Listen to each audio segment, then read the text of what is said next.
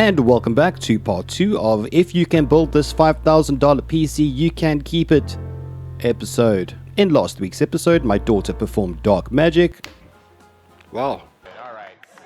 I showed her the ins and outs of building a computer. High five. And she sent me directly to the burn unit. Yeah, some people do this for a living. I used to do this for a living back in the day. Back in the day when you were still young. Yeah. Oh wow. Okay. I'm sorry, when did you become a savage? Unfortunately, we ran out of time, things got dark, and we needed to continue the next day. Unfortunately, the youngling had to go to school to cram more information into her tiny brain, and I decided to finish the build before she got home. This is the story. Okay, so we're back on day 2 of the build. My kid is at school, regrettably, and as much as I'd like to have her here for the finale, I'm not able to. So for now, I'm going to have to finish off the case by myself. But fortunately, it's the tiny little nitty-gritty. It's the front panel connectors, it's the front USB, bit of fans, bit of power, that type of thing. I've had to take the radiator off because the radiator covers that port over there. Also, another thing while we're here, the power supply. Yesterday I said that I'm a bit unhappy with the non-modular supply. Now, I've got the ATX cord, that's the big motherboard one. Over here, we've got the 8-pin for the motherboard. That's what it looks like, 8-pin. And then we've got 2 8-pins there and there for the graphics card. So I need this for the graphics, this for the motherboard, and then I need maybe one other Molex connector, but that's to power all the lights from. These are the only cords plus this thick one that I need. These other ones, all of these ones over here, I don't need.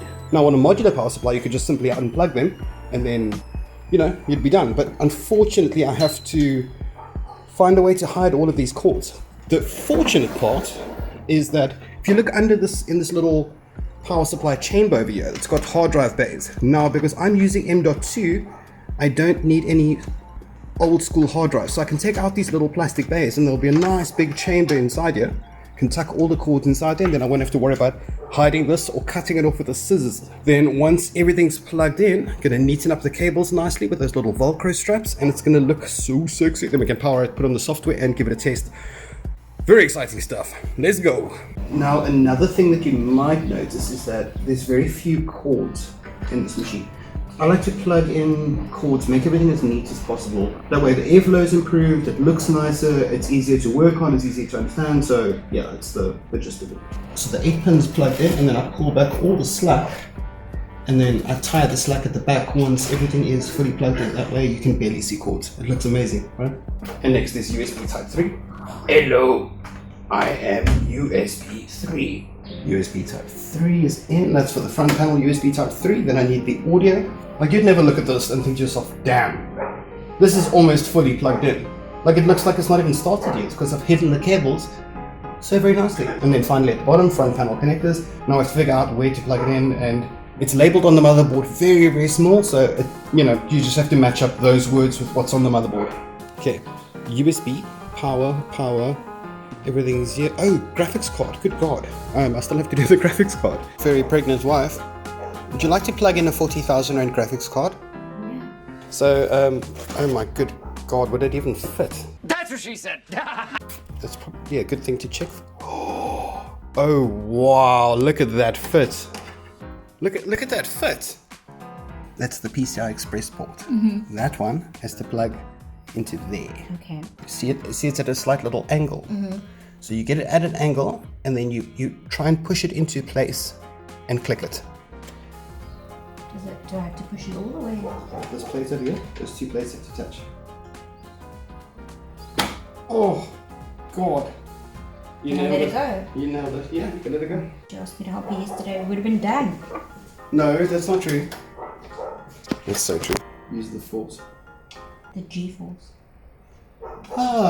Use the G-force. Yeah. Look at you. Why do you think I'm stupid?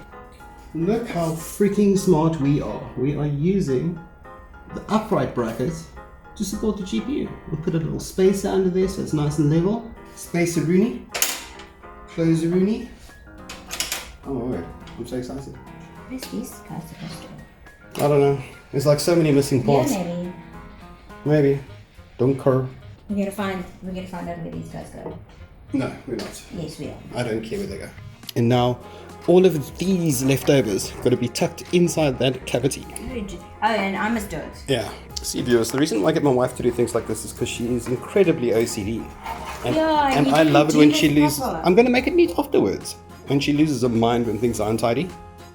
There we go. Look at that. I'm so impressed. Now, at this stage, I close it up, but probably should test it first. Sorry about the darkness, guys, but I don't have an available power plug on that side, so I'll have to plug it in the kitchen. Okay, so one of two things can happen now. Either a lot of smoke. Oh, I see blue. Those are lights on the motherboard. Whoa. There, and there the strips of the motherboard glow. That's so cool.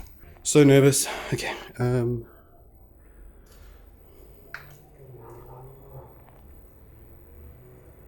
Any beeps? Got the RAM. Graphics cards lit up. Fans are lit up. Give me a BIOS beep. Why am I not doing a BIOS beep? Oh. Oh shit. Wait a minute. It's vibrating, so it's pumping. I don't recall plugging in a speaker. Oh god, why does it keep on going off?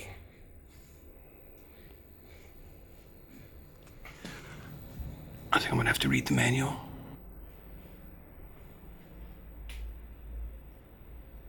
Wait a minute. Got a white light there. I can feel that it's pumping. Like I can feel that it's pumping. It's got water flowing through here. Yeah. Touching the cords, it's definitely flowing. Are those lights on? Ooh, those lights aren't on. Okay. So it's something. We'll figure it out. Okay, so I ran some tests and it looks like the RGB from the cooler is not the same RGB as the case. These are like 5 volts and I think these are 12. I managed to find this inside the case, which looks like it's designed to plug straight into the motherboard. So I'm going to pop all the RGB from the cooler onto the motherboard directly using this 3-pin converter. Let's see if that fixes it. Okay, let's run a little test. We're hoping that the CPU cooler is going to go on. Please make it go on. Woo! There we go. Wait, hold on. One of them is still off. Son of a bitch. I accidentally switched the cords around. But yeah, it's all. It looks like it's all on. Looks like it's all powered. I think it would be time now to maybe switch it on, put on a bit of software, but honestly, look at that. It's just stunning. It's done. I then grabbed a bunch of spare parts lying around the house, like this beautiful ASUS ROG monitor, Razer Nori Wireless Ultimate headphones, a Razer Basilisk Ultimate mouse, a wireless Razer keyboard, and of course a tiny Razer mousepad.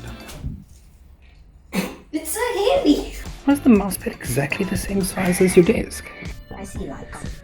Oh, it's working! World's biggest mousepad.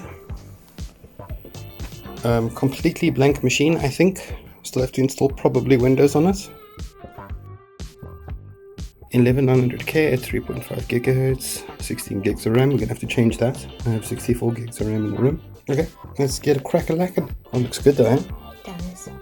Very pretty. Yay, I can't wait to customize it. Customize what, the lights? Yes. I'm excited about the lights. Why do you look so happy? What's wrong with you? Why are you happy? Why are you happy? Okay, so like off the bat, I just said that your teddy's adorable. It is. Off the bat, the BIOS is beautiful. I don't recall seeing a BIOS this nice. I mean, look at the fan profile, for example. It's got a all-in-one pump RPM. Okay, so I actually have to redo this process to show you guys. I'm booting off flash now. I've got a flash drive plugged into the back, and I'm trying to install Windows. And it's already installed, but it installed so quickly that I actually missed it. So what I'm going to do now is I'm going to go to Windows 10 Pro, full new install, delete the partition, yep, and install it over here. Now check this out. Now, this process on a normal computer, in my experience, took like, what, 30 minutes, 20 minutes? And this FireCuda M.2 is so fast.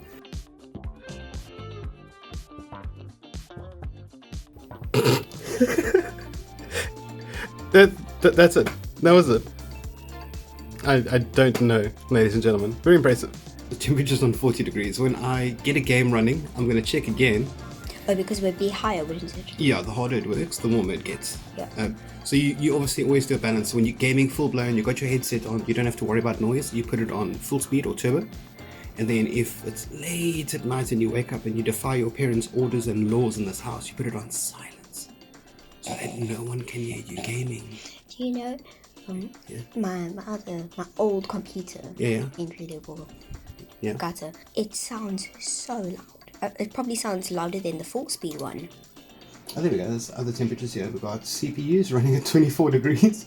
24? Full speed. 24 degrees. Motherboard's at 23. CPU package.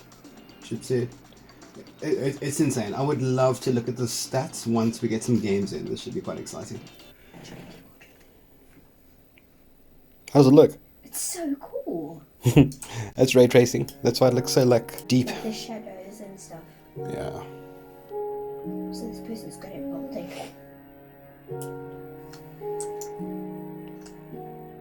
Oh, that's not normal Minecraft. No, it's not. The light gives off like the RTX lighting gives off the glow. That's why everything seems so strange. You see the shadows? Yeah, you can see the shadows from the opposite way. Yeah. Oh, it's a chair. I'm sitting on a chair. Nice and smooth. So smooth. Oh. Oh, it's in it. Oh, Look at the glow on the walls. it looks like.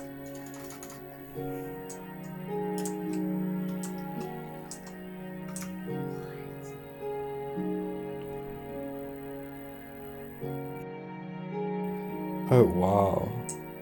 Even I'm impressed with that. Look at the water down there. The water looks so much better. It actually looks like water. Oh, it can't take it, so, like, look at the reflection of the. Look on the horizon. Look on the water. The reflections of the trees. Oh, I got sand. I didn't even see the whole thing. Oh no, you're welcome to go explore, go crazy. I mean, to be honest, I expected better performance. From me or from the game? From the game. Have you seen normal Minecraft before? Yeah, I know. That's the thing. There's no way I can gauge it. I don't know if it's supposed to be good, if it's supposed to be bad, how optimized Minecraft RTX is. It looks like it's just a shaders pack for you. Yeah, I'd have to maybe run Rust, so that I can gauge. Because I know what. Rust. Yeah, I know Rust. Yeah. I know Minecraft, you know Rust. But I mean, it's very fluid. The visuals are quite incredible. Enjoy yourself. Can I start a new world? Go whatever you want. All you. Can I play online? Go nuts. All that power, and you waste it on Minecraft. Wow. How dare you, I'm not wasting it. imbecile! Once she went to sleep, I moved this absolute behemoth over to my office, I fired up Rust, I turned everything on absolute ultra graphics, and I also turned it onto 1440p resolution. Now initially at first I was absolutely blown away by what I saw. The graphics, as you can expect, ran like an absolute dream. I was a little surprised to see only 99 FPS on the beach, but I thought that it felt very good on the eye and I was certainly impressed. However, at the time of recording I forgot that a default copy of Rust always caps the FPS to 100. So unfortunately, what you're seeing now is a very weakened version of what it could have been. I did later in the video realize the mistake and fixed it, but for the most part I was quite impressed. Even going close to those gigantic compounds didn't drop the frames as much as I thought it would have. I tested an ASUS laptop 2 weeks ago and I did suffer from a little bit of lag. The frames dropped, but I noticed it didn't drop here. Nonetheless, it was impressive. Those very complicated graphics in the forests and the greenery areas that I usually struggle from didn't struggle at all. It was at that stage when I realized that there was an FPS cap when I went into the settings. I removed said cap on the FPS and was immediately greeted by a 10 or 20% performance increase. Very impressive nonetheless. Look, it didn't run perfect, essentially. When I got into the big monuments, the frames did drop. However, that is not system, that is purely Rust performance. That is just the nature of how Rust works.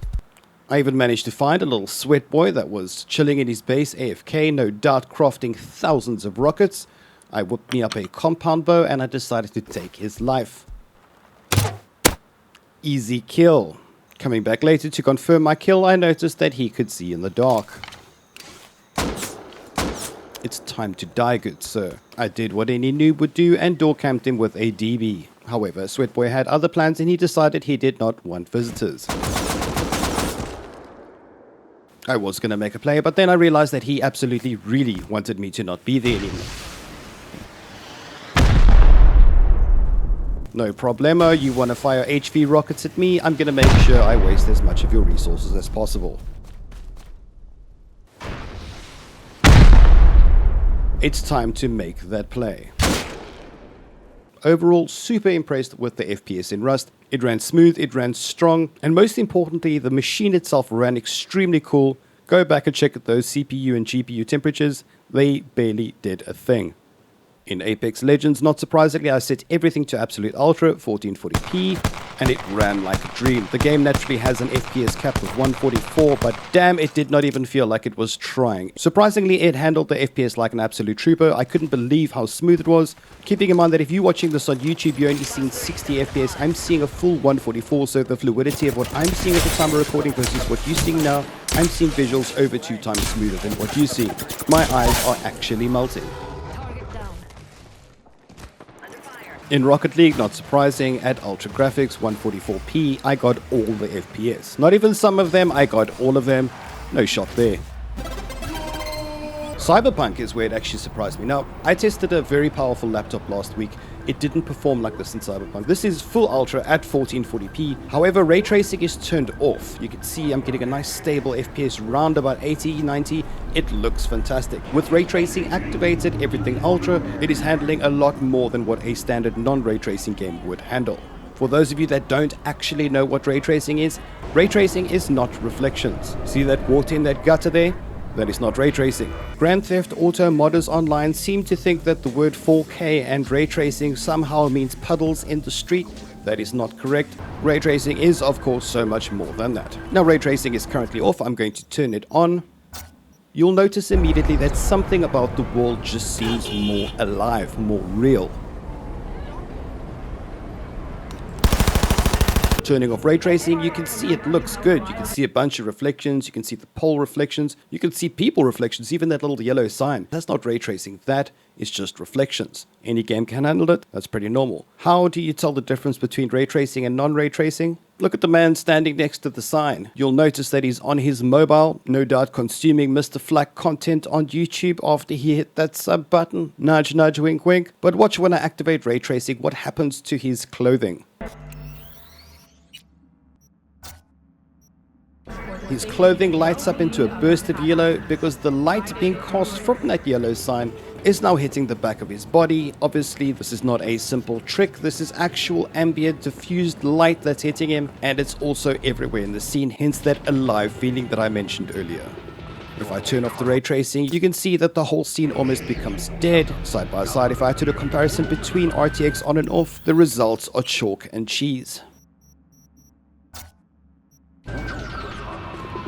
Remember kids, reflections does not mean ray tracing.